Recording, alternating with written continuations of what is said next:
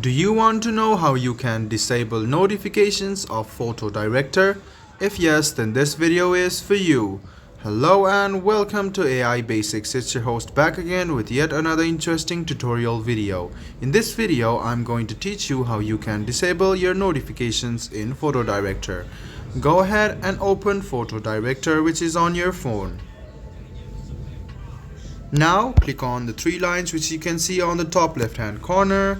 Scroll down and you can see notifications, so you can turn it off or on whatever you want, and if you tap on it you can see that it will be on and off according to your tap.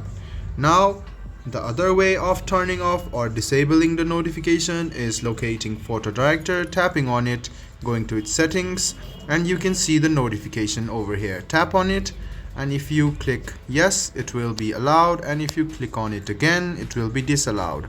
You can make it silent or allow sound and vibration, and you can change the notifications type like lock screen, badge and pop-up. If you simply want to disable all of the notifications, just tap on this button and then all of the notifications of Photodirector will be disabled.